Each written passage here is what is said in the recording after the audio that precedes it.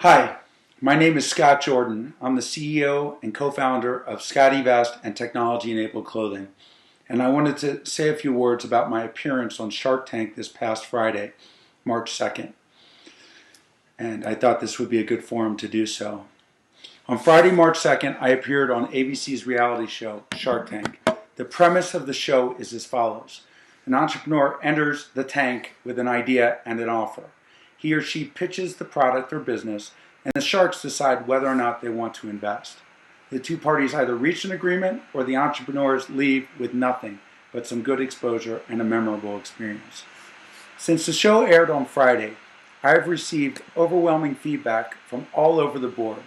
The criticisms of those who took issue with my appearance fall in a few distinct categories.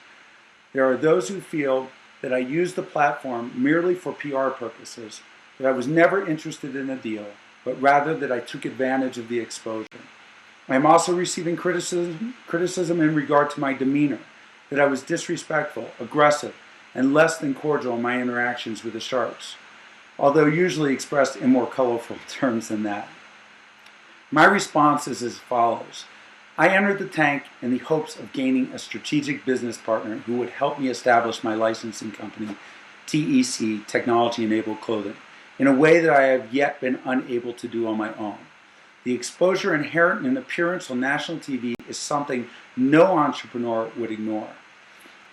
It was only after it became apparent that none of the sharks were interested in making a deal for tech that I decided to focus on the PR value of the experience. In other words, the performance. I could not share the results of the filming with anyone. However, I knew that although I did not get a deal with one of the sharks, there would be an opportunity to expose the world and tech, and the world to tech and to SCOTTeVEST, and I was not about to let that opportunity slip by. My friends and family who know me well know that I am completely transparent. I cannot lie. I cannot act. I pitched a product I believed in and reacted honestly in the heated debate that ensued. That said, I feel that the segment the public saw on Friday needs some context. It needs to be explained. There's a lot to be said about how the 60 minutes that I was in the tank was edited down to around 20. ABC, in the end, is trying to make good TV, and no one can blame them for doing that job well. Granted, that is not the whole story. And to blame editing entirely would be a cop-out, and that's not my style. I really did call Robert's initial offer insane, and I did tell Robert and Kevin that they were out. I argued fiercely with Mark Cuban about intellectual property rights. He later indicated in a podcast that he made it his mission to make me cry. About standing by my patent and the essential Americanness of the patent system. After all, it is a right that was included in the Constitution. But let's put this into perspective. How many times have you seen entrepreneurs, people who are really starting out, who have a great idea and need guidance and money, flounder in the tank, get taken advantage of? The difference between my segment and most is that I am a businessman and that I am willing and able to engage the sharks in a serious business interaction. I think that surprised them. I most definitely wanted to strike a deal with one or more of them to get tech off the ground as a true licensing company with much more to offer than a single patent for wire management system.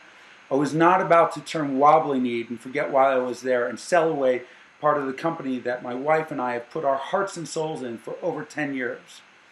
Every time I watch the episode, which is not as many times as some people would like to believe, I see something. I remember what happened to induce a reaction, or I think about what one of the sharks said to set me off.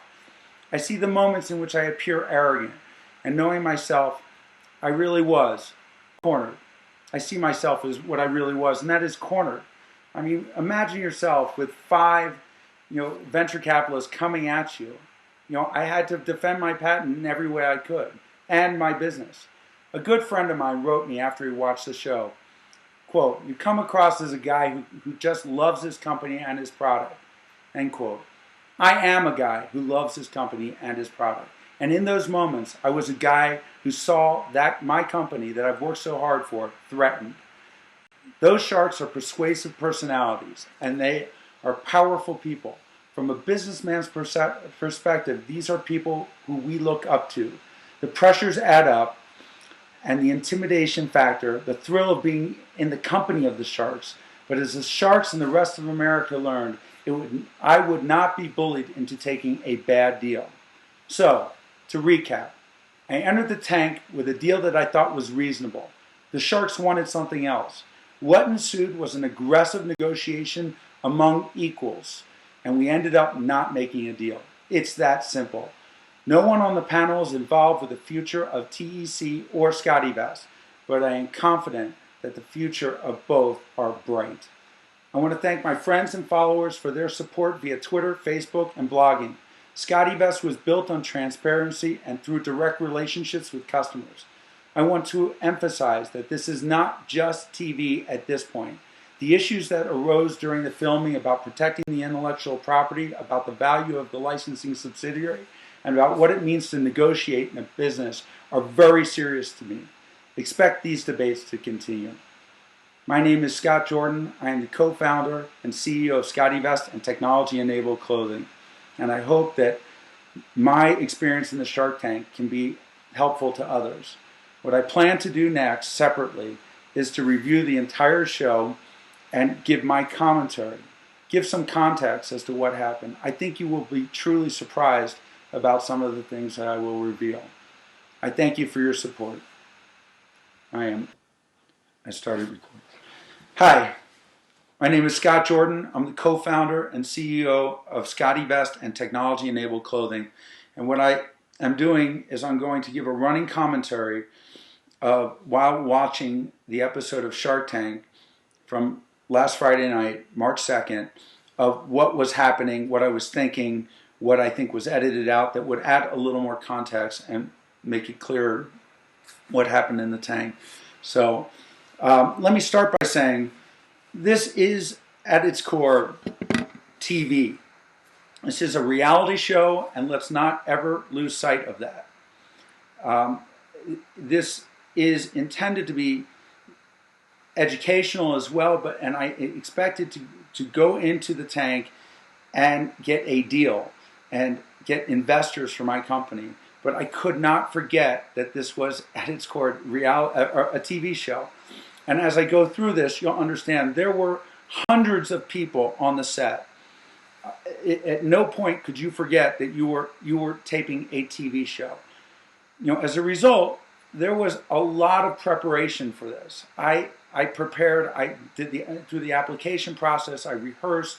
I did a lot of things to prepare for this. But I will say this: if you're looking to raise money, your odds are not great going into the Shark Tank in doing so. This is not the best forum to go just looking for a deal. You have to go there looking to raise money and be credible. And I believe that I was, and I'll explain the restraints I was under. But you have to understand that currently over 6 million people are watching you. This is exposure for you and your company. And you have to recognize that. And why is it not a good idea to raise money here? Let me tell you the odds. 60,000 people applied to be on the show. 60 people are selected. Of those 60, 80% or so actually go to air. I'm not sure the exact figures, but not all the people that air are actually, that tape actually air. Of those that air, I've read that about half of those do deals on the show. Of those deals that take place, only half of those are actually done by the sharks, from what I've understood. These are all publicly available information. So I would caution other entrepreneurs who think going on Shark Tank is the best way to raise capital that it is not. But it is a lot of fun. It was a fabulous experience. And as you'll see, there's a lot going on behind the cameras than what you see in the edited version. Just to give you some context, this was filmed around the first week of September last summer, at the end of last summer in the year 2011, and it took probably 2.5, 3 months of preparation, which was extensive preparation. As you can tell, I was very prepared for all the questions that were thrown at me. and my pitch as well. So it was intense. It was intense. So and I'll have you know that like 3 days prior to going on Shark Tank and filming, that I broke my elbow. So if I'm walking a little stiff, I was told to wear a sling all the time. That is why. So without further delay, let me just get started, and I'm going to be pausing it, and we're going to do this in 15-minute segments. The actual show itself was about 20 minutes, which is close to 3 times as long as the average done for other entrepreneurs. So apparently ABC seemed to like my appearance. So here we go. Next into the tank is Scott Jordan, who hopes to entice the sharks with the patent for his clothing technology. A couple things I want to stop right here. When I walked in, and I'm standing right there. First thing, you don't hear a guy announcing, first into the tank is Scott Jordan. The sharks know nothing about you until you walk in other than your name. They don't know the business, so as far as they were concerned, I was about to do a dance about a cat drawing company or something. So they had no idea whatsoever what was about to transpire at this moment. You walk in, and I had to stand there in silence for what seemed like an eternity. And it creates a lot of tension, and so that's what was going on at that moment. What you see here is not exactly what's happening. Hi, So, my name is Scott Jordan. I'm the founder and CEO of TED. I'm seeking a $500,000. this is the only thing that was acted. of my company. This was rehearsed You see, hours trying to memorize this. It was not easy for me to memorize this. This was the hardest thing. After this, a lot of people accused me of acting, and that was all me. That's who people who know me. That's how I am. I speak my mind. I'm transparent. I was actually kind of restrained. Especially when you travel as often as I do. So, what have I told you? Everything on this desk. I was really disappointed because there was a point that I wanted to make sure I had an opportunity to take all that stuff out and show everyone that it really was. And Robert asked to see it and tried it on. And it was awesome because he said, "This is great." He actually tried it on and loved the product and started pulling it out. Couldn't believe all the stuff was on there. So I really didn't get a chance to talk about my product other than the 2 minutes here. And this was actually edited down as well. There was a portion that was included that was... So you can also tell that they were presenting my business as just a patent. It was technology-enabled clothing is a separate business. It's a licensing and branding business. It's not just a patent. It is all the things that I'm talking about. It happens to include a patent, but the pocketing system as well. This can become the next huge ingredient brand. So you can see how stiff I am on my elbow. I couldn't extend it. And this is a billion-dollar opportunity. Great. I've told you about my pockets. Now it's time for you to reach deep into yours. So I want to say something. At this moment, I was so relieved. I was so convinced that I was going to forget something there. That was all so rehearsed. So you have no idea. You're waiting in the green room, preparing. I was repeating this over and over, and videoing myself and seeing it. And just like the one take right before, I forgot something. There were certain lines I would always trip up on. So at this point, at this moment, I was so excited. And what ensued? 2 days ago, I was flipping through the back of Men's Journal magazine, and there was a similar product, and I thought, wow, what a great idea. Is that you? So I could not have been more thrilled to get that question. What you probably know by now is that I couldn't mention the name SCOTTeVEST. I also couldn't negotiate for SCOTTeVEST.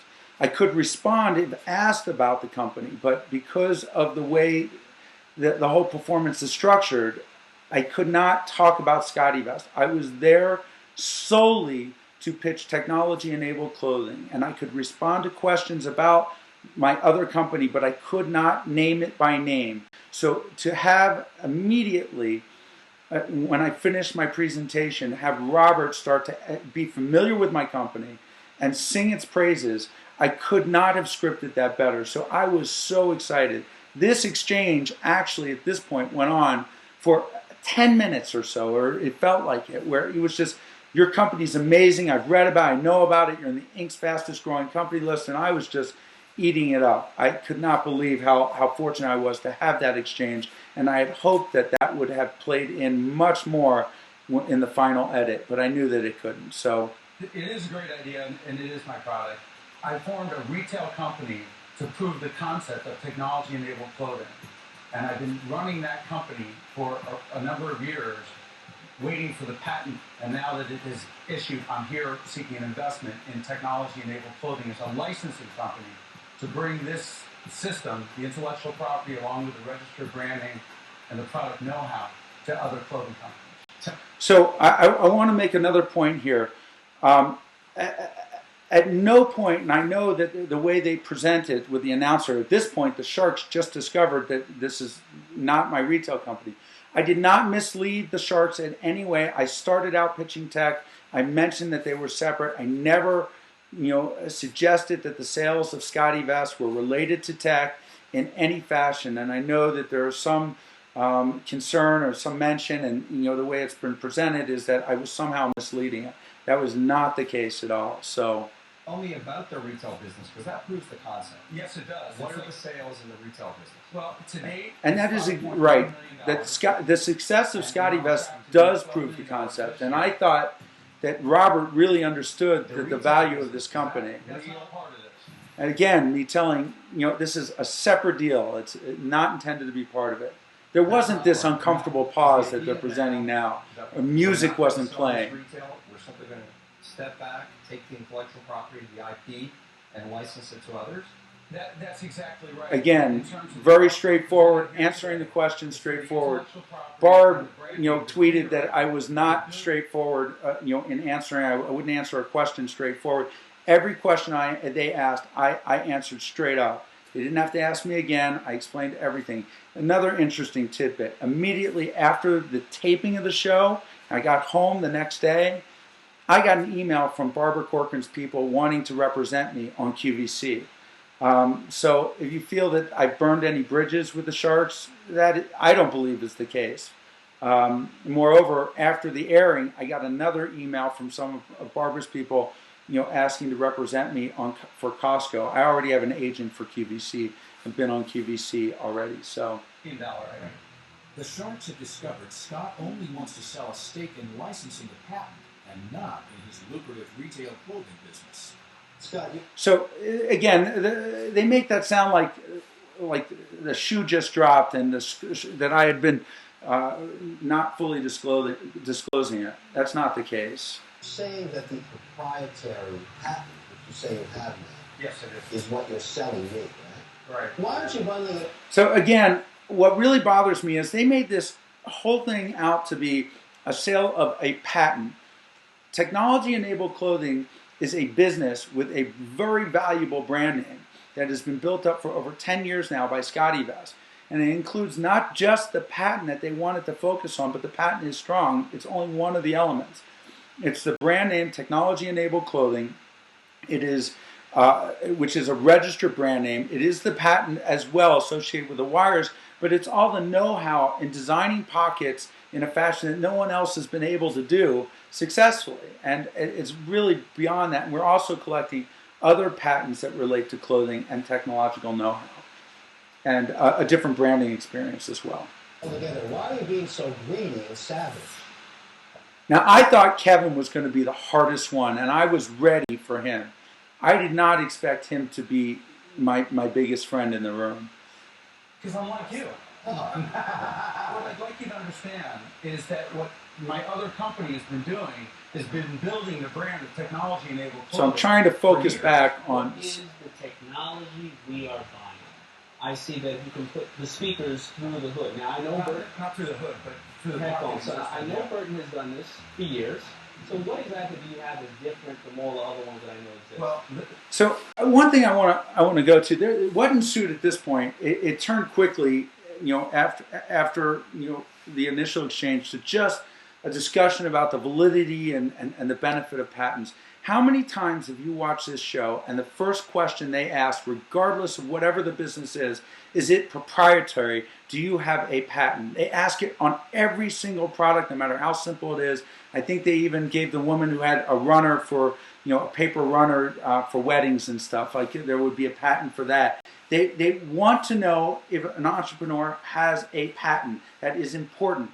And I feel like in my case, they got the answer that they wanted, but it wasn't good enough for them. They were upset with me for not only having a patent, but enforcing the patent and going through reissuance processes and doing everything you're supposed to do as an entrepreneur. So it's kind of deceiving in that regard. So let's stop the video and pick it up again. Okay, so I'm going to be doing this in 15-minute segments. My VP of Marketing is on the line. You may hear him jump in here and there. So this is Scott Jordan. I'm the CEO and co-founder of SCOTTeVEST and Technology-Enabled Clothing, and you're watching part 2 of a multi-part series on the commentary of Shark Tank, episode March 2nd. And we're at a point now, I'll just start, where Damon's asking me about the patent, and the whole tenor of the conversation shifted only to patent discussion at this point. They infringed on our patent. And I was talking about, in this case, about 2 years ago, I retained a law firm. It was very costly to do this. And another thing, this business, to have a valid, enforced, tested patent is extraordinarily valuable. I was valuing technology-enabled clothing for 15% at $500,000 for basically valuing the company a little over $3 million. If you think about the value of a patent together with the intellectual property of the brand name and the like, that is not an unreasonable sum of money for the cost that had gone into the patent litigation and testing the patent.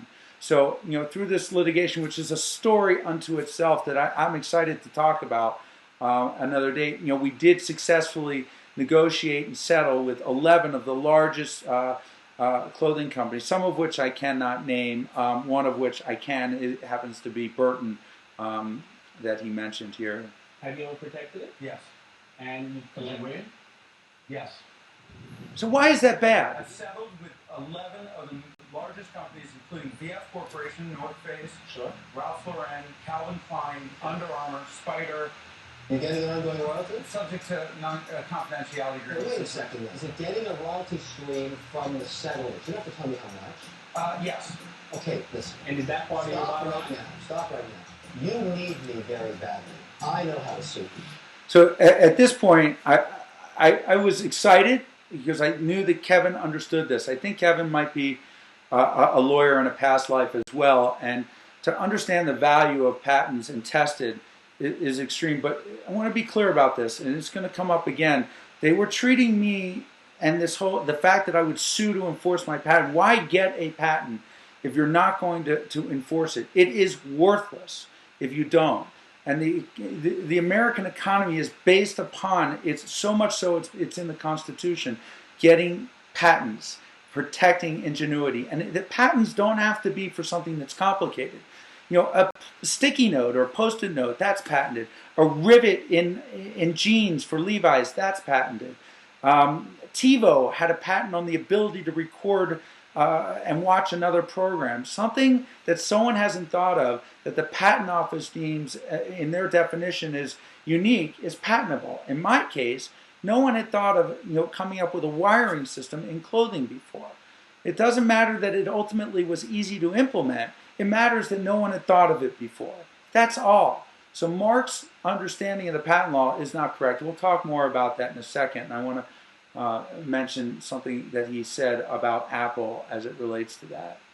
This is going to be wonderful. I want it all, though. Why are you just giving me a taste when I want to eat the whole It looks pie? like I don't need you for the other company. Yes, you do. Now, I knew I was in trouble here. Once they started, I had redirected them, made it very clear I was talking solely about technology-enabled clothing. I was prepared for this moment, and I knew that I had to cut it off, because if I continued in a discussion about SCOTTeVEST and they recognized the value of SCOTTeVEST and insisted on getting it, I could not talk about it. Under the agreement I have, that I can't get into all the details, but I can tell you this because it's disclosed at the end in the disclaimer, that the producers get an equity interest in the company that you are presenting. So for me to step up there on that stage, regardless of whether or not you get a deal, I had to give a percentage interest in technology-enabled clothing. Now, I was willing to do that for technology-enabled clothing because the value of that company is much less than SCOTTeVEST. To stand on the stage and if I were to mention SCOTTeVEST or negotiate for SCOTTeVEST or offer SCOTTeVEST, and I think this is going to help people understand why I behaved the way I did, why I was always redirecting, and why I didn't talk about it. I believe the sharks understand this, but they might have forgotten it, or didn't put two and two together as to why I would not negotiate that. Now, I must admit, when I first applied to be on Shark Tank, I applied with SCOTTeVEST because that is the main company. That's what I wanted the most exposure for. And that I would have liked an investment, although I honestly don't need an investment in SCOTTeVEST. That's not the case with technology-enabled clothing. Technology-enabled clothing is costing me a lot of money now that I'm not currently seeing revenues that exceed the expenses. And I was seriously and remain seriously, if you're interested, this is not an offer for investment for obvious reasons, securities reasons, but I remain serious in getting investors for technology-enabled clothing, in addition to other licensees that we're working on. So I think if you understand that at this moment on, the tenor is changed, and my attitude, I had to protect and redirect the conversation and protect tech at all cases, and understanding that my audience now is not just the 5 sharks in front of me, but it is over 6 million people, which include my customers, my friends, my family, as well as potential licensees and other companies that are currently infringing. So it's very important for me to understand who I'm talking to now. Let me just keep going. The problem is there's leakage in the deal. I don't get any of the good stuff, just the risky stuff. No, it's not risky. It's not. See, and it isn't risky. I mean, you ask anyone for a company that has a patent that's tested, where is the risk? If the patent wasn't tested, they often invest in companies that just have a patent pending. Do you know how many patents go through the application process and get rejected? This one not only got approved, but it got approved 3 times. Once initially, secondarily on a reissuance, and then third on a reexamination. And that's after the patent laws have changed. So the patent is rock solid. What exactly is the property that you own that you can defend and have defended? A garment with no wires in it, but the capacity to wire things in it. Is it a design patent? Yeah, design and utility. It's been issued. Not only issued, not only tested in litigation, but recently re-examined and passed re-examination. So basically, the patent is attributable to the wires. That's right.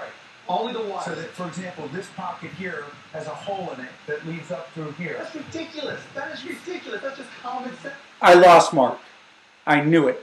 Right here, I lost Mark. My whole point this forward was redirect away from Mark. The more Mark was involved at this point, because he's very loud, he's opinionated. When Mark says something, the whole room changes. That's the way it is. I'm a fan of the show, and he can change the whole conversation. So at this moment, I know I'm in trouble. And I have to, as best I can, as forcefully as I can, deal with objections with as much respect as I could at this point. Wires out. That's what's killing this country, that we get dumbass patents that people then turn around and sue when Yes, it's I love this It's country. ridiculous. We're being un-American. Think about So I took offense to a businessman who I will bet his business has many patents, all his businesses, that he will defend rigorously. For him to tell me that my patent is a dumbass patent, that's not the way you negotiate respectfully.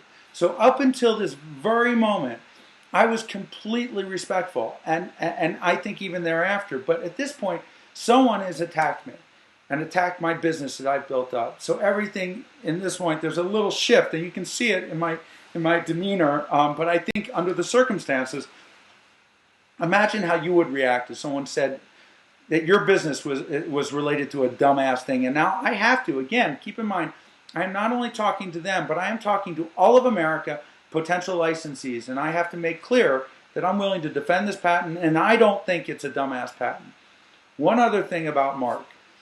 He used as an example that got cut, he says, do you know one of the greatest companies in America, Apple? You know how many patents Apple had when they first started out until just recently? And in my mind, I'm smiling, and maybe I actually was, because I knew I was going to call Woz. And I knew that his example was really misplaced. And he said, I said, I don't know. And he said, only one patent. And I replied back, that's all I have.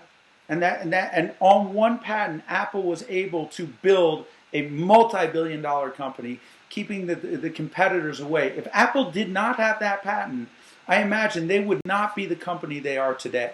And for Mark to use an example, Apple with Steve Wozniak on our board of advisors, to me, it was just so perfect.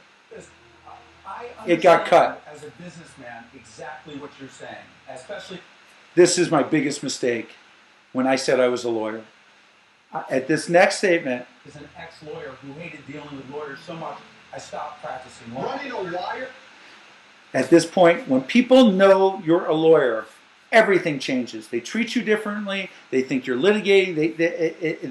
The whole impression of you is different. And you can see a number of the comments here reflect that.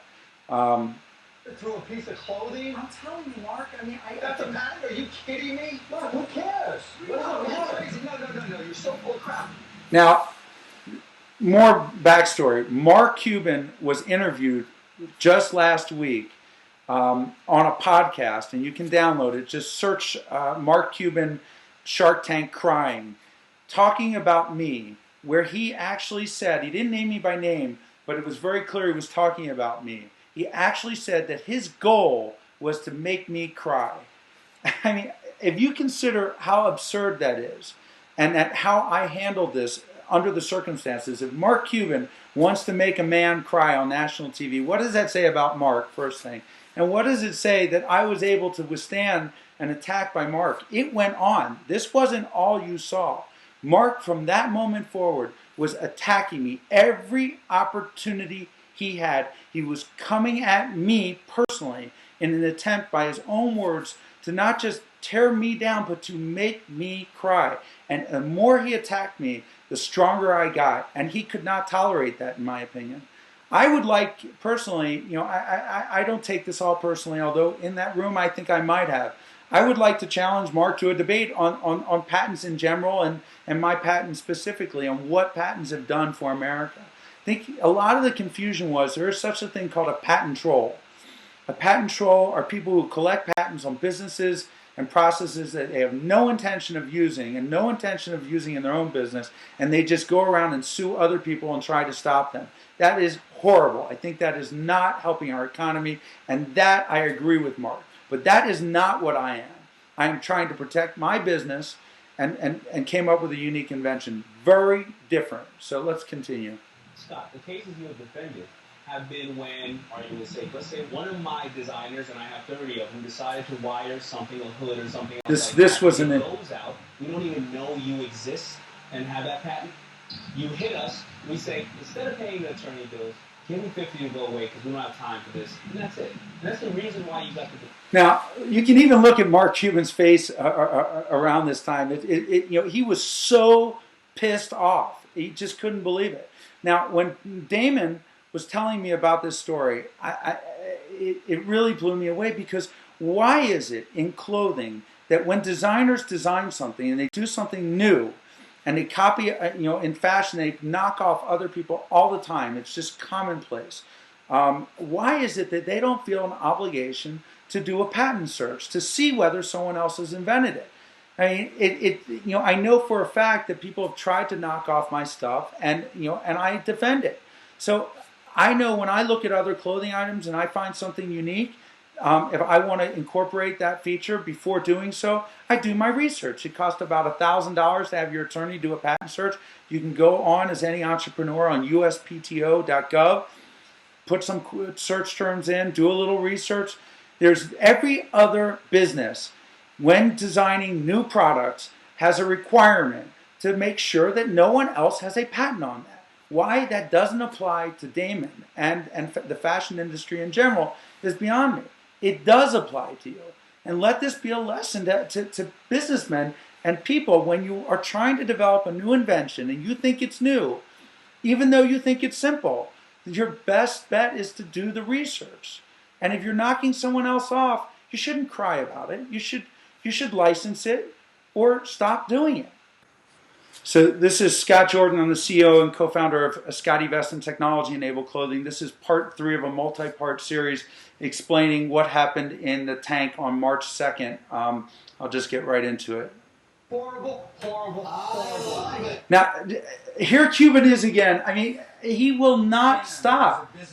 I'm very calm. I want to, at this point, look at me. Think about this. Look at the look on his face.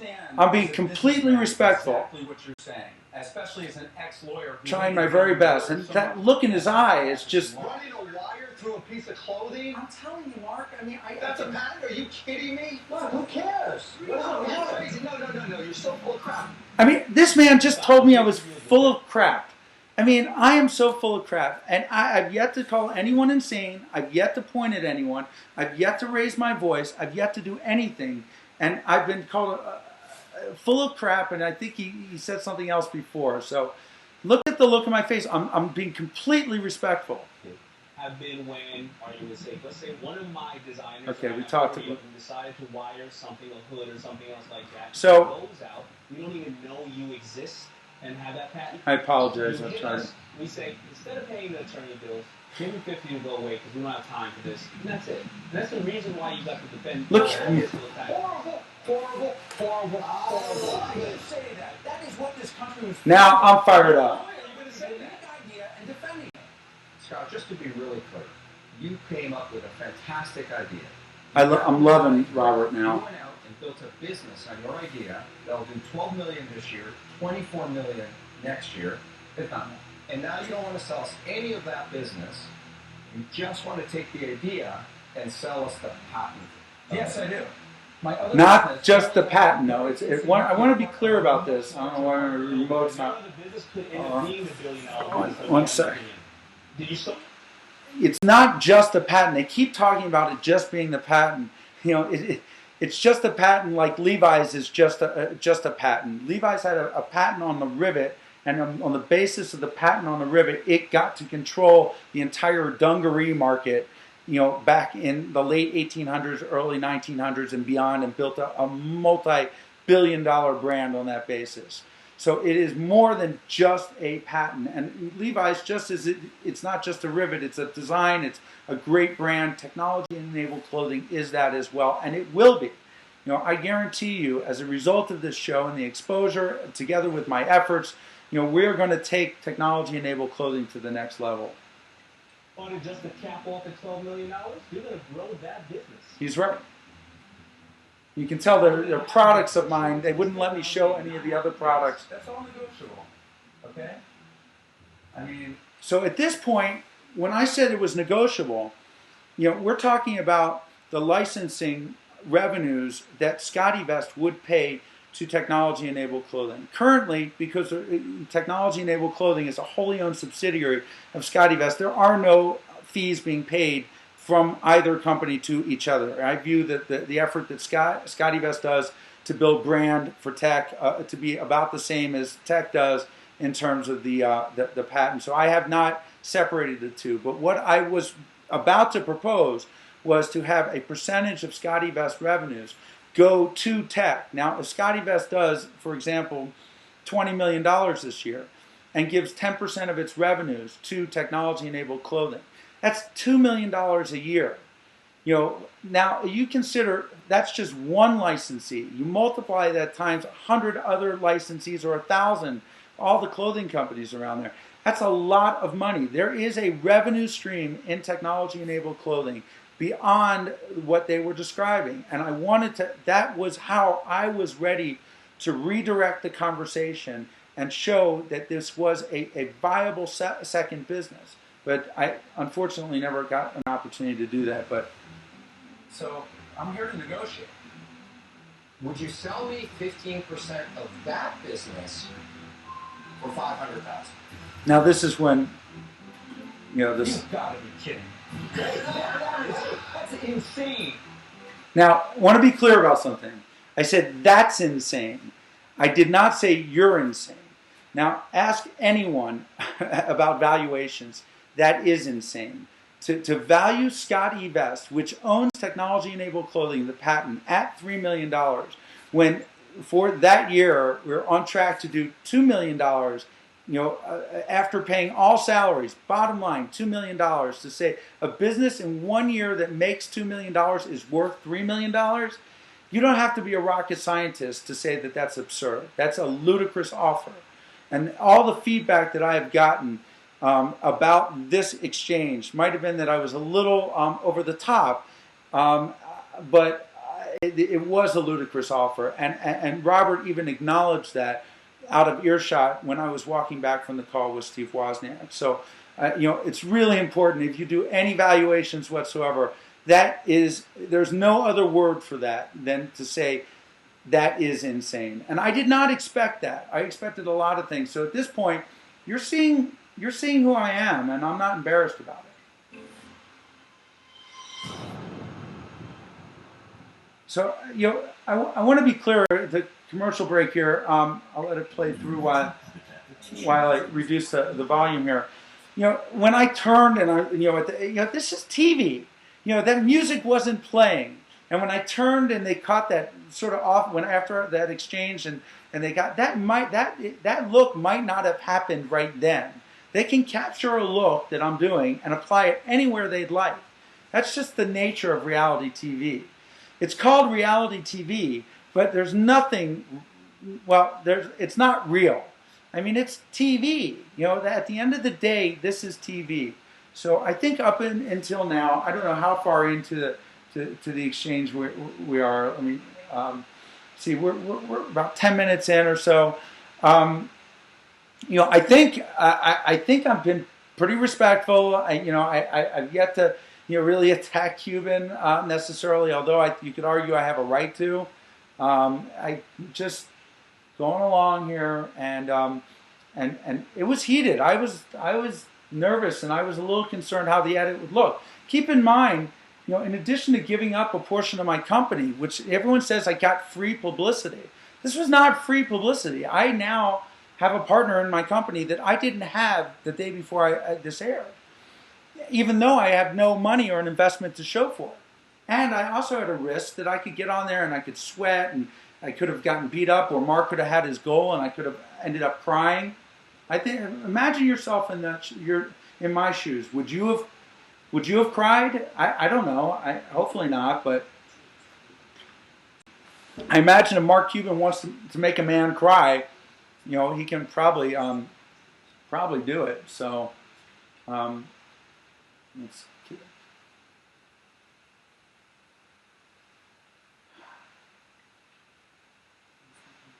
Let me fast forward here. I apologize. About 9 minutes left to show. Again, I couldn't be happier about how much time they gave me. So a lot was edited, but a lot was in there, and it was representative of what happened. But I do think that if you saw these parts, I would encourage ABC to release all the footage. I think it would make great TV. I think people would be interested in it. So here we go. All shots are in. I want to also be clear. I'm going to state the obvious. There are no commercial breaks when I'm in there. They're not like, okay, do you need a break to think about it? Or, I am up there the entire time on. It's exhausting. And I was up at 5 a.m. I had to be there at about 6:30, 7 a.m. I didn't get on stage until 2 and just waiting. At no point did I know when I was going to be on stage. Would you sell me 15%? So here we go. And then they play it twice, and all the teasers are, you're insane. And, this was a very small portion of this. That's insane. Why is that insane? Because how much money are you going to make on that $12 million? 2.1. You just called him insane for offering you $500,000 For a company that's making $2 million. So then why are you here? honestly, I want your connections. Now, I don't think there was that pause there. When they said, "Why are you here?" I had an answer right away, but they made it seem like there was a kind of a dramatic pause. But your expertise, I want your help, and I want your money. Can I just stop you there? I love this exchange. Do you have a business partner? Yes. I was so excited to talk about Laura. You strike me up. You'd be one thing next to He's a lawyer. What do you expect? Again with the lawyer comment. Who? My wife. Oh, Is she a God. lawyer too? Yes. And you know what? Shocking. Scott, just to be clear. The lawyer comment. Thanks. Now that smile is golden, and this exchange was golden. Number one, Laura is my wife. We've been married for 15 plus years, and I love her with all my heart. She's more than my wife. She's my partner. She is everything to me. She owns 50% of the company, and she does 70% of the work. She is unbelievable, as between the two of us. This is a full company. Not only do I have, my wife, but I have a whole staff of people, of over 20 people that are involved with this company. And yes, I'll be honest, I'm passionate, and I can be sometimes difficult to work for, but I enjoy working with every single one of them, and every one of them understands where my passion comes from and why this company is as great as it is. It's every single one of them under my leadership and under that passion. And so I was thrilled to be able to talk about Laura. And I knew from the moment I got on stage that Barbara was out. She was out. If you've watched this show, you know Barbara never goes for the bigger deals. I don't think she's ever invested more than $50,000 in any single deal. I may be wrong. I must admit that I am a little mad at Barbara because she has been bad-mouthing me on Twitter to no end. She's saying the women's stuff doesn't look nice, and that, you can look at her Twitter feed. It says what it says, especially given the fact that her people have been trying to reach out to me to represent me for QVC and Costco, among other things. So, Barbara, I love you. You're great, but you're no match. I don't know what else to say. So when I said I understand, and I got that silly ass grin on my face, I guess I couldn't control myself, and I'm not making any apologies there. Hi again, it's Scott Jordan, CEO and co-founder of SCOTTeVEST and Technology-Enabled Clothing. This is part 4 of a multi-part series explaining the backstory of what happened in the tank on March 2nd. Let me just pick it up from here. Talking about 1.2 million free cash? All right, now this really bothered me. Kevin now took what was, again, really bad math. I said that on revenues of 12 million, we expected to do 2.1 million. And Kevin did some math and said, well, if you take out 40% for taxes, you're really at 1.2 million. And under no calculations do you take out for taxes. When you're calculating, all these figures and ratios, it's always net income before taxes. It's EBITDA. Earnings before interest, taxes, and depreciation. I mean, it's not. Kevin's got a new formula here. So now I'm a little ticked off at Kevin that he thinks I'm so unsophisticated that he can cut my profits in half and value my company on one half. So even if you were to take his formula that he starts to talk about next of 5 times earning for a normal clothing company, 5 times earnings would be 5 times 2, not 5 times 1. So, there was an exchange at this point, and I really, kind of didn't appreciate, him trying to treat me like an unsophisticated businessman, and he should know better. He really should. But having said that, Kevin, I want to be in business with you. I think we can take tech to the next level, and I mean that quite seriously. So, if you're watching, and I suspect you will be, let's do some business together. So. What's a clothing company trading at these days? It's called 5 times. You can't use just a stale clothing company.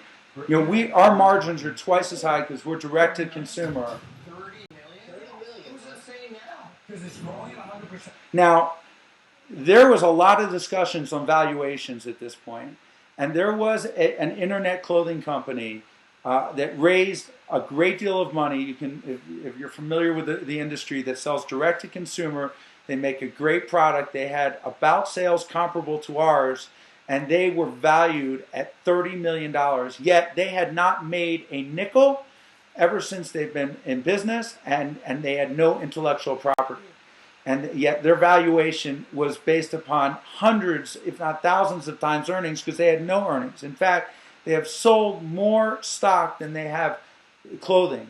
So for me, there was a legitimate basis for the $30 million figure. I had a comp and I had figures to back it up, and none of that made it there. It was very heated at this point and talking about this. That was all cut out.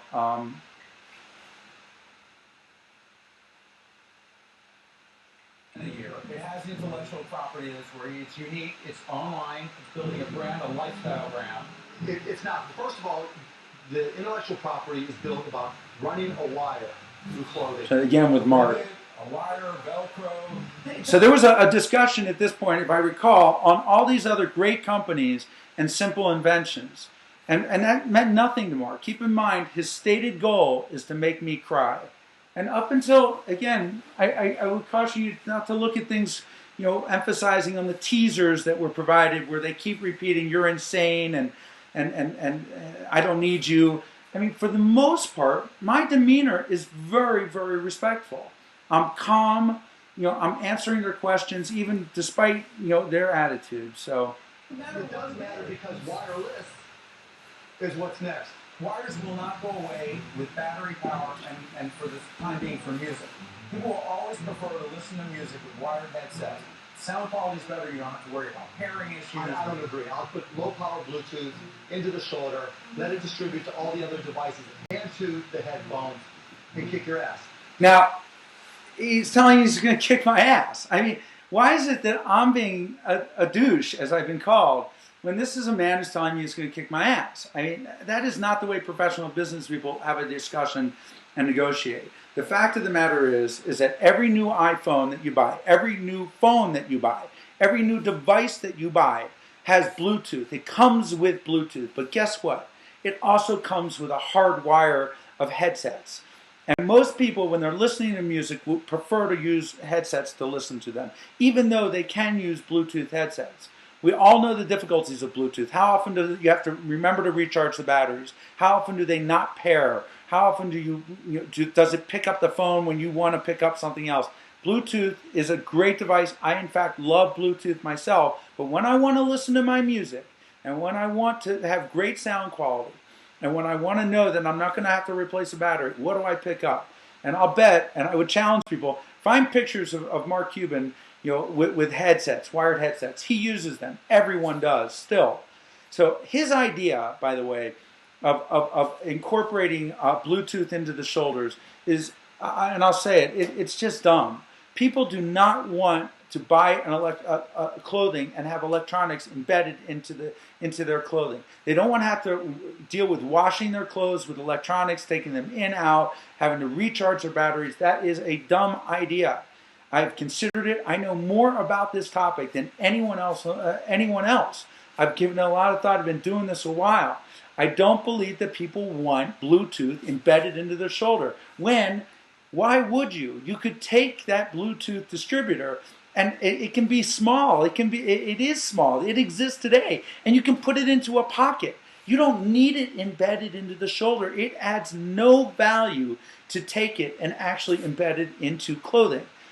I just don't believe it does today. I don't believe it does tomorrow. I think it doesn't make sense. Now, there are those out there, and I would invite you, if anyone has any questions about what you're seeing now, email me, scott@SCOTTeVEST.com.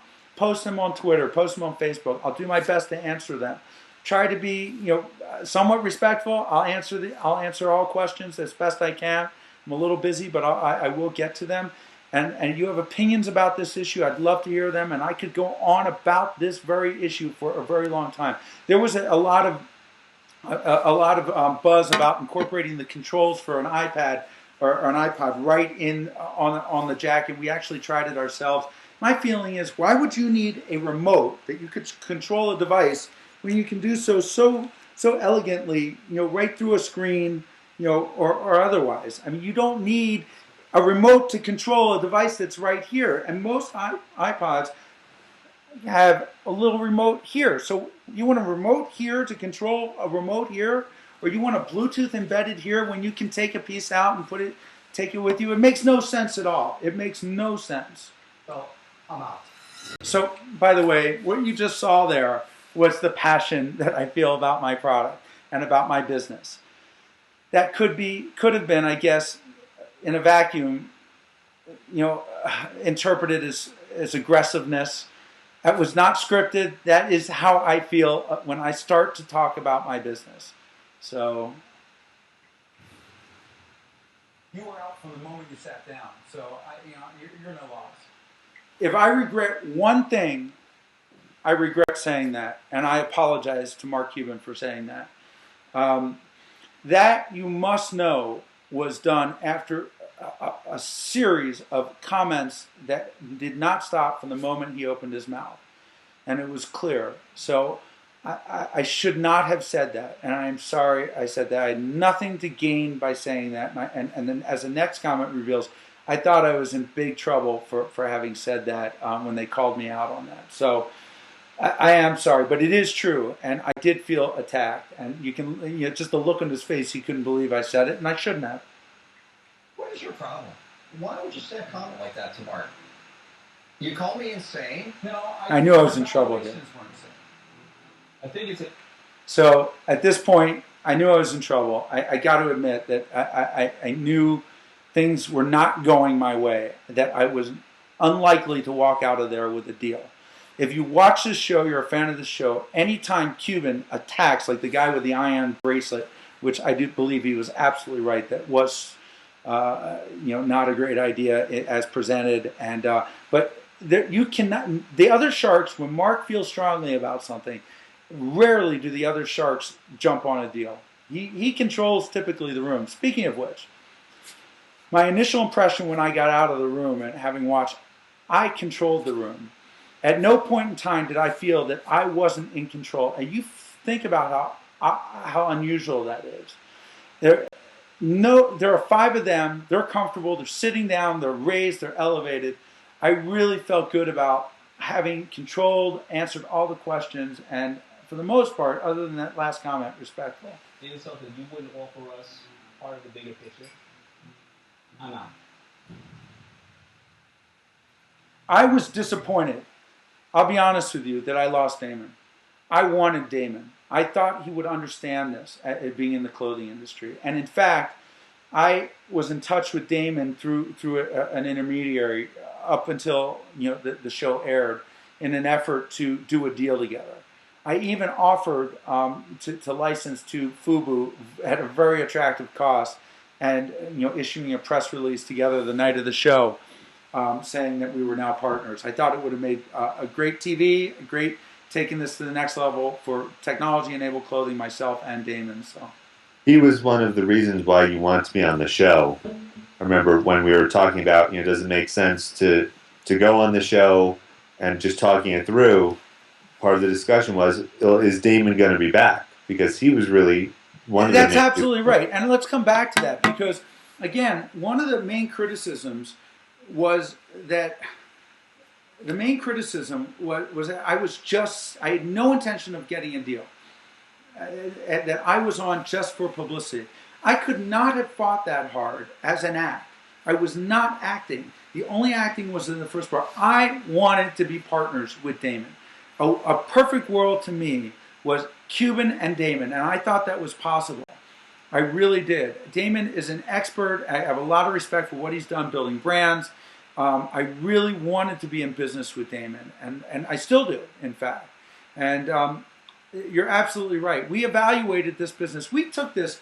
Listen, when you have an opportunity to go through in front of 6.5 million people, we gamed this thing out from the very beginning.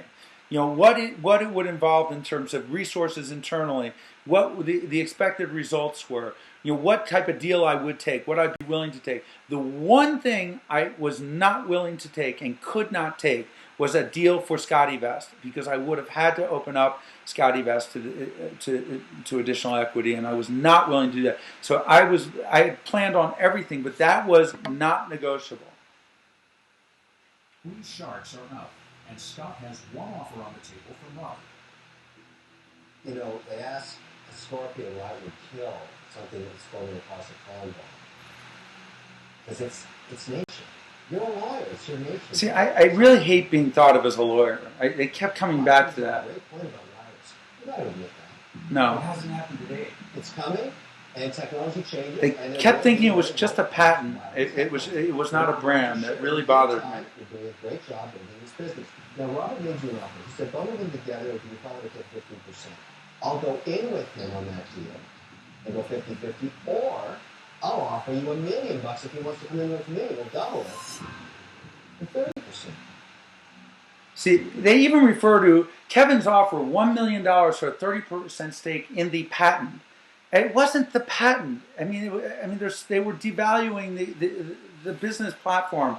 You know, it was much bigger than that. I mean, I envision a day where not only is technology-enabled clothing licensing to other brands, but technology-enabled clothing itself is developing a brand of children's clothing, of streetwear, that there is a massive brand you could build around. SCOTTeVEST was designed as a proof of concept. It's very nichey. It's a travel clothing company. It's a geekwear clothing company. It does not have the mass potential, I believe, that technology-enabled clothing does. I mean, it's an awkward name for a company. You know, technology-enabled clothing, it's a cool name, and it has massive potential, and they would not entertain it. It was just, they just thought of me as a patent troll and buying something in a patent. I gave you $500,000 for 15%.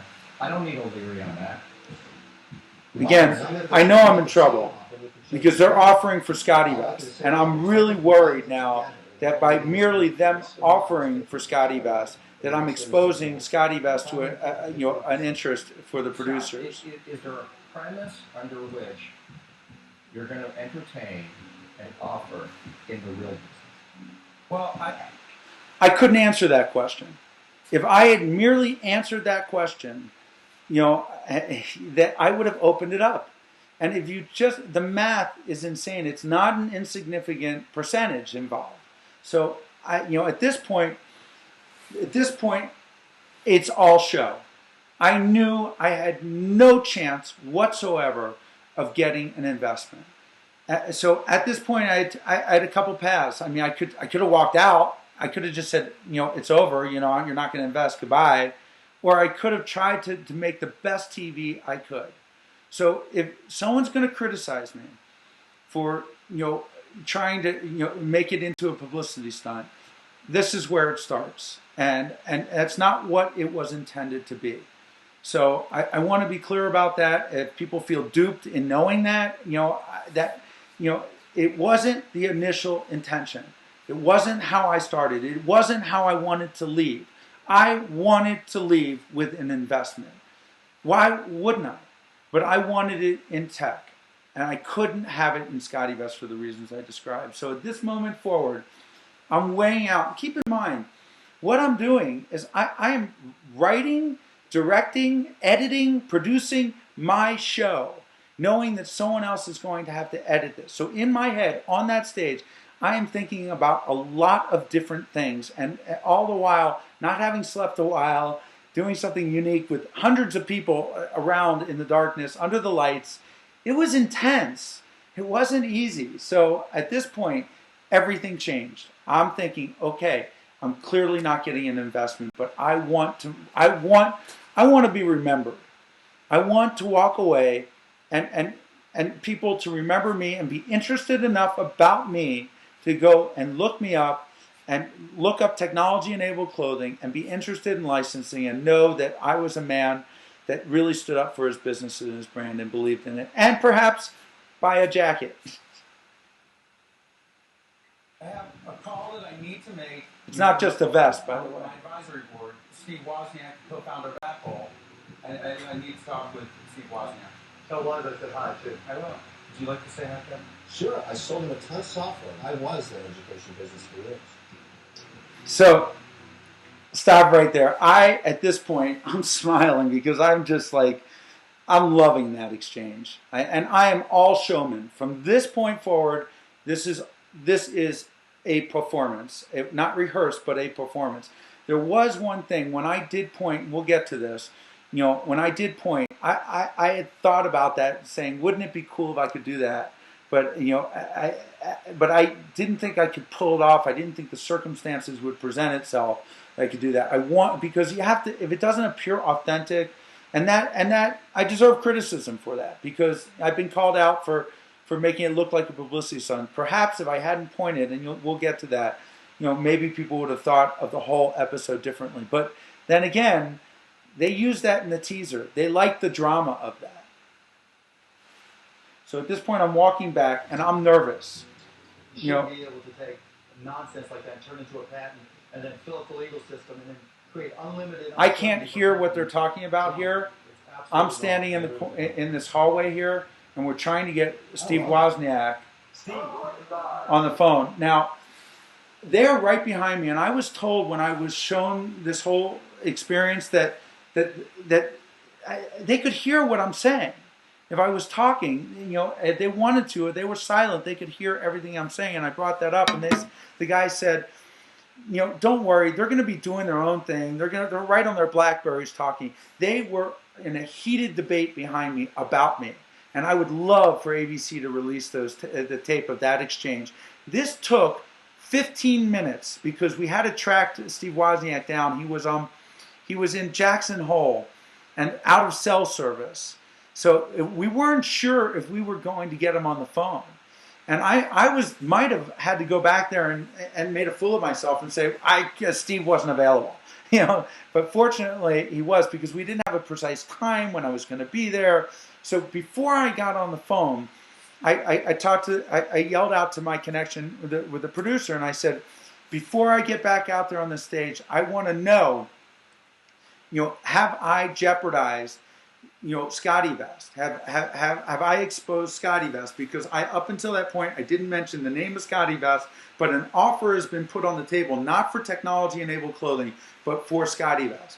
I could not walk back into that room and start negotiating for SCOTTeVEST under any circumstances unless I was willing to give a not insignificant percentage that I can't disclose of SCOTTeVEST, regardless of whether or not a deal was made. And I just was not prepared to do that. So at this point, I knew they weren't interested in tech. This was all show at this point. I wanted to talk to Woz and get a good quote. And his first quote was awesome. What he said was validating. I was scared that Woz, it was hard to understand the intricacies, that Woz might have said, that's a great deal. I think you should take it. I didn't know what he was going to say. This is unscripted at this point. So, okay, this is Scott Jordan, CEO and co-founder of SCOTTeVEST Technology-Enabled Clothing. This is part 5 of a multi-part series on explaining the backstory on what happened in Shark Tank on March 2nd. I want to apologize. It appears that the video stopped and froze frame on the entire last portion. So, I think the audio explains it better, and the video isn't that critical. So hopefully the video is going to work on this portion. So here we go. I'm talking to Steve Wozniak, and here's the deal. I got 2 offers on the table, both from Kevin and Robert. They're the same amount, $500,000 for 15%, which is what I asked for. But they're insisting that I include my other retail company. Again, I can't even mention. Too much for this kind of offer. I don't think this offer is good enough for giving up what you got going already. What he's doing right now is he's trying to figure out He's wrong. Is he serious about selling the real business or not. If I believe he will, maybe I'll make him a real offer. Now, I didn't know he said that, number one. I would be actually quite interested in possibly going back in the Shark Tank for next season for SCOTTeVEST, but I would have to have a discussion about the percentage given the value of SCOTTeVEST. I think it would make great TV to have me back in the tank, offer SCOTTeVEST in a serious manner. I didn't know he was going to do that. I got that quote, that conversation with Steve Wozniak was the shortest conversation ever, because at this point, every second I am in that room and every second of footage that I am giving them is an opportunity for them to catch me saying something that's, I'm going to say, stupid or make a fool of myself, or for them to do. So at that point, I wanted to get out of that room as quickly as possible, but get through it. And Ready? Or, I don't want to. We were just talking bad about you, but it's okay.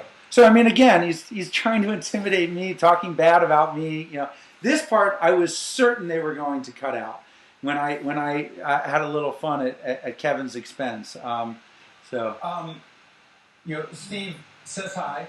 This He part. doesn't know you. I'm sorry.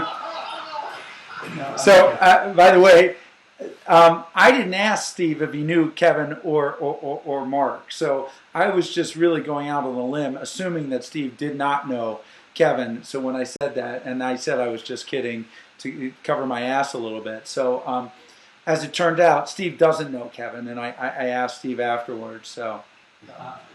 First, before I relay Steve's comments. So this, I was very careful. Anyone else like to, reconsider? Why don't you tell us where it was? So I was asking them to reconsider. If I asked them to up their bid on SCOTTeVEST, then I have opened up SCOTTeVEST. I was very ambiguous in the hope that, I could get back into a conversation about tech. Was, just thought that it was an awfully low offer for such a... And I represented that accurately. Did Woz agree, though, that the only logical play was that it's one business, not two businesses? We didn't talk about that specifically, although Woz knew what I was pitching. See, I mean, why would Woz agree to that? I mean, that was one of the silliest questions I've heard. I didn't turn to him and say, you're absurd or insane. I was very respectful at this point. Woz and I didn't talk about that, but from the beginning, I walked in that room offering one business, technology-enabled clothing. I wasn't selling SCOTTeVEST. I didn't have authority to sell SCOTTeVEST. So, again, we're back to that same issue. Your answer to $500,000 for 15%, I'm taking it as no. I wanted to give you another opportunity. Again. To bid against himself? Well, I mean, to rethink the logic of $1 million. Scott, the way it works in the tank is we make an offer. So at this point, I was like, okay, you open the door up. I'm going to point at you. When he starts, the way it works in the tank is this. I mean, I at this point, I felt like it could be done genuinely. I felt like pointing at him, and so I did. Again, if I had two things to take back, maybe I wouldn't have pointed. But maybe if I didn't, you wouldn't remember me, and I wouldn't have said to Mark that you were out the moment you sat down. Those are the two things I take back. Kevin, you're out. You're out. I don't need you. Wow. You had $1 million saved. Your wife represented me and suing you for wasting my time. Because that's what you're doing right now. You didn't come to make a deal. I didn't waste your time. Don't waste ours. Scott, you know what? Seriously, what the hell? You point at me and you tell me. Okay, this is really important. What happened at this point, there was like a pregnant pause after I did this. They didn't know what to say. They didn't know what to make of me. It was really weird at that moment. It was like no one's ever done that. And they were all just standing around like, did he just say that? Did he just point? And I didn't know what to do next. I was ready to walk away, and just call it a day. And then I just remembered what my mom would tell me to do in a situation like this. Hold your head up high, shake some hands, and get out of there. So with that, I walked over to Mark Cuban. I smiled at him. I shook his hand. He was very gracious. He shook my hand. Went over to Damon. And I love this exchange. And of course they wouldn't show this. I shook his hand. He says to me, and I'll never forget this, "You are brilliant." He actually said that. And it meant a lot to me. It really filled me up. And then he went further by saying, "This is why I would never hire people smarter than I am." I thought that was kind of a telling comment. I mean, personally, I want to hire people that are smarter than I am. I don't want to set the bar. I want smarter people than me working for me. But I think that at this point, they felt, and they probably, and part rightfully so, that there was showmanship involved. And I told you specifically when it turned into a performance. When I realized that they were only after SCOTTeVEST and not tech, and that wasn't until very late in the negotiations when that really, really happened, even though it was always at issue. So, I think that he really felt like I wasted his time, but I didn't. I was there to make a deal, and to make a deal specifically with him. So then I went over to Kevin, and I shook Kevin's hands, and Kevin, even at that moment, wanted to still make a deal. He couldn't believe it. He said, usually we counter. There's some sort of negotiation. Why no counter? He was truly upset about it. And then I went over to Barb, and then I hugged her, shook her hand, and everything was very cordial. It was like a kumbaya moment. We all just had this shared experience. And then this is what got me. I went over to Robert, and I put out my hand, and I went to shake his hand. He's the fifth in line. And he turns to me and says, "I'm not going to shake your hand." He says, you pointed at me like I was 12 years old. That's ridiculous. And he just went off on me. And with that, I said to him, unequivocally, I looked him in the eye. I was pissed. I said, I've been in business for 20 years. And never before in 20 years, regardless of how heated any negotiations got, has anyone refused to shake my hand. And with that, I turned my back and I said, I'm out of here. I literally did. It was ridiculous. He couldn't shake my hand. I mean, what's that about? And in response, as I'm walking away, I'm gone. He says what he says right here with my back to him.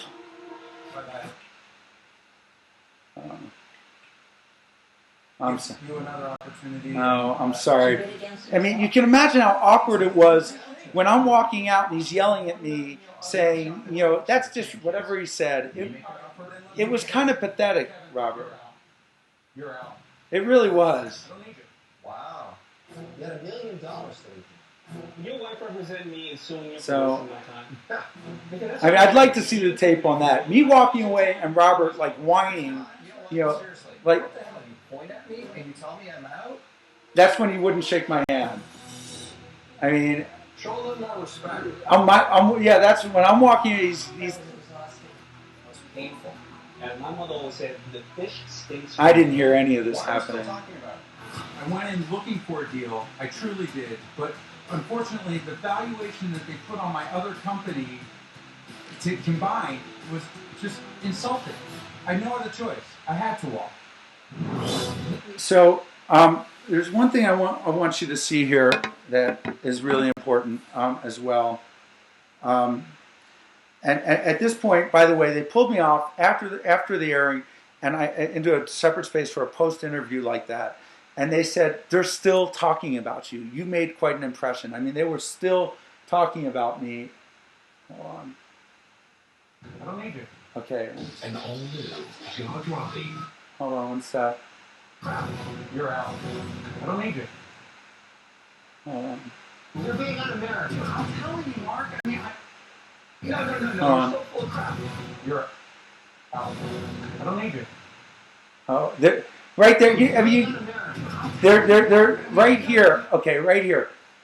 Sony Pictures Television, a designee of Mark Burnett and ABC, may receive equity in or a share of revenues generated in any businesses in this program.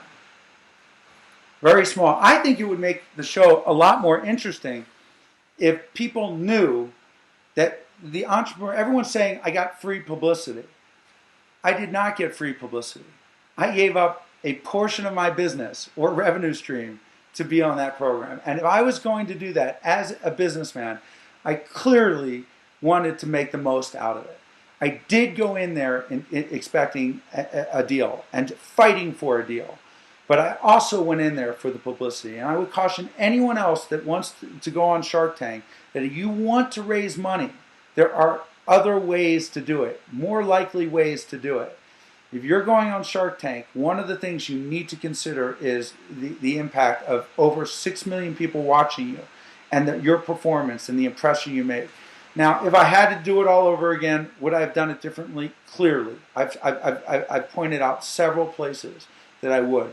Am I proud of my performance? Do I think I represented myself well and my company well and my employees? Well, absolutely, I am. Would I do it again? Yeah, I absolutely would do it again. It was a great experience. It was exhausting. I've never done something that had that much time involved. So I'm going to wrap up now. There's a lot more that I'm sure I didn't address. I'm sure this raises more questions than it answers. But I hope you found this interesting. And And a couple things. I'm serious about debating Mark Cuban. I would welcome the experience to get on a stage with him. Preferably on Stephen Colbert's show, where we sat across the table and talked about this exchange, patents, Shark Tank, what patents have done for the American business, how they've grown America, and I would ask people to ask ABC to release an unedited version or a barely edited hour-long version to see what happened in the tank. I think it's more interesting, and I would ask you to go on Twitter, go on Facebook, get involved in the conversation. You have something to say to me, Scott at SCOTTeVEST.com. I will do my best to answer it. I want to thank everyone for watching. If you've lasted this long, I hope it was interesting. And that's all I really have to say. Tom, anything else you think I should add at this moment? I think you covered everything.